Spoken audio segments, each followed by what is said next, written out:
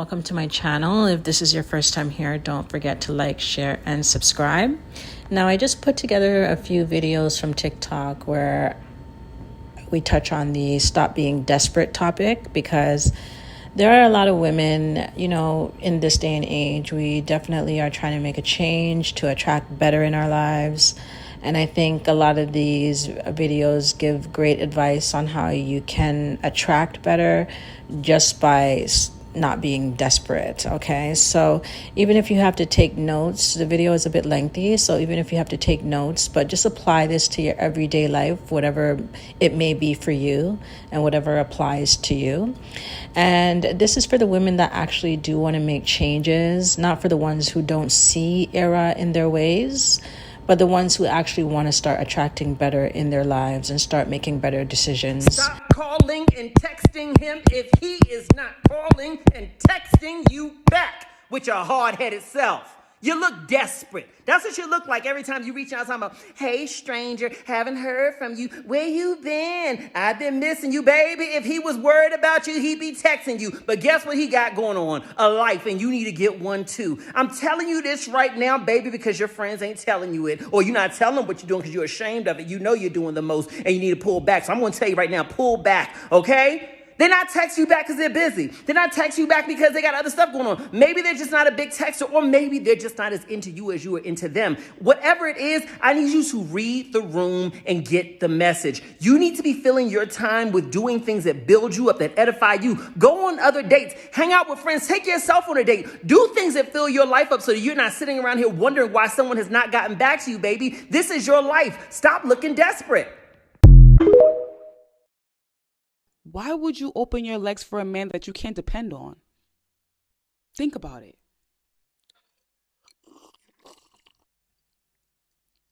I don't think women think about that. Stop being so desperate. When he calls, that phone shouldn't even be answered the first time. Where you going? Wait, I wasn't finished talking to you. You gonna call me back? No. If you're that type of woman, change right now. Change right now, because I would hang up on that. And I would cheat on that too. Just for being annoying. Just for being annoying. No other reason. Just for that. That phone shouldn't even be answered the first time. You need to be able to call him back and have him answer, or text him, what's up? If it's easy, they don't want it. Stop being so desperate and needy for love and attention. Give that to yourself. That's the problem with a lot of you ladies. Y'all are sitting by the phone. Women are so desperate for attention and love that you're going to mess it all up and you will not be able to keep it. So this dude going to have to work, you see? That's what they like. They like to work. If it ain't easy. If it's easy, they don't want it. Or they'll want it and they'll throw it in the trash after they use it up. So make it hard, but not too hard. Oh yeah, I'll meet you there in a couple of hours because I'm busy right now, but I'll see you later. You see, I gotta go. You don't stay on that phone. Stop auditioning for men and trying to get them to want what you want, and just start stating what you're gonna have. See, there's a big difference between telling a man, I really want marriage one day. Are you gonna propose soon? And simply stating, oh, I am getting married one day. I don't know what you're gonna do. I've already decided I desire marriage and that's what I'm gonna have. Done. See, the first one is trying to get him to want what she wants, and he's like, whoa. The second one doesn't really care. She knows she's a prize. She knows there's a man out there who will see her as a prize too, and she's already stating she's getting married with this guy or with someone else. See, some of y'all are a little too nice when you're not a wife, and this is your downfall. You don't want to state your desires or the life you have envisioned for yourself, because if it goes against what he wants, you don't want to rock the boat. Sister girl, he's not protecting, he's not providing, there's no paperwork to protect your relationship. You're nothing. You don't owe him anything. You shouldn't be compromising the life you want for him. See, if he really loves you, he'll want what you want. These are the guys that are like, I thought I would never get married, and then I met my wife, and now we have 3 kids. If he doesn't want the life you want, that's fine. You'll get it from someone else. You don't compromise your vision for a man who isn't your husband. He's a goofy, random man. You decide what you want, you hold your desire, and then you get that. Ladies, this message is for you. Never be desperate for a man. Desperation is the worst state that a woman can ever be in. Never be desperate for a man's love, his attention, or wanting him to choose you. You will always regret it. When you indicate to a man that you are desperate to have him, to have his love, his attention, aren't desperate for him to choose you, guess what? He would take advantage of that, use you, and not make you a priority. Never be desperate for a man. Always remember that when you're dealing with men, have some sense of dignity. Maintain your dignity and a sense of pride. Because when you're desperate for a man's love, his attention, and you're desperate for him to choose you, you will get played and you will end up regretting it. My name is Dr. Zita. I am a sociologist. I keep it real. I'm a straight shooter. If you're not following, guess what? You should hit the follow button. You're either a builder girl or you're a dream girl, and you get to make the choice. Builder girls are like, please love me, I'll help put your life together, when a man hasn't even proved himself to her. Dream girls are not focused on one man. They're not emotional prisoners to the crushes they have. They're like, I want marriage, I want kids, I want a provider, I want a supportive man, and I'm not gonna give myself over to a guy when he hasn't even proven to me the man he is. He hasn't even shown me what he's bringing. He hasn't shown me what he'll do for me. Why should he get access to me? Builder girls are desperate to be loved, and through their desperation, they're used as stepping stones for men before a man finds his dream girl. A man will stop off at a builder girl and build himself up emotionally, build himself up financially, until he has the skills and tools to go bag a dream girl. Now, don't get confused. Builder girls a lot of the time have tons of men around them. Just because you have a lot of men around you does not make you a dream girl. If you're willing to be used by men, of course you're gonna have a lot of men. They'll stop off at you like you're a train station. Dream girls are focused. They're not willing to be messed with or played with. So of course the options are gonna be more limited. You get to choose what energy you're in. Are you willing to be used? Are you desperate for love? Or do you value yourself? Do you think your goals are important enough to stand your ground and wait for a king? Women, stop being desperate. You most probably have heard this before, but I just want to say it again to my sisters. My sisters, desperation will be the end of you. Don't drop the standard. You see, when it comes to men, if he gives you mixed messages, he seems interested, but you're not able to pinpoint what it is, please be aware that you are a temporary convenience while waiting for a permanent candidate. Temporary inconveniences phone themselves. Temporary inconveniences make themselves available. If he gives you mixed messages, you are not the one. If he wants you, he will call you. If he is interested, he will not be ambiguous about it. If he wants to take you out, he will take you out. When he loves you, nobody will have to convince you. Do not allow desperation to make you to accept the bare minimum and make that to be the standard. Because if it took the bare minimum for him to be in your life, guess what? It will take the bare minimum for him to stay. So do not allow the fact that your biological clock is running, do not allow the fact that you are in a hurry to be in a stable relationship and you end up accepting things that are below your standard, because the greatest frustration is being stuck with somebody who you thought would rise to the occasion, who you thought would love you the way you want to be loved, who you thought would give you what you want to be given, and be stuck in a relationship because your desperation has pushed you to deal and stay where you are not wanted.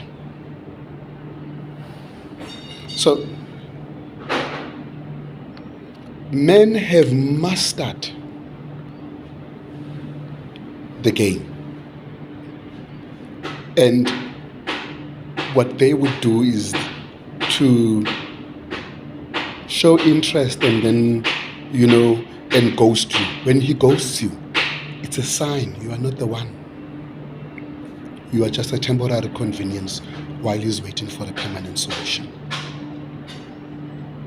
Doesn't sound nice. but it is true. You'd rather be alone than to date below your standard from a man's perspective.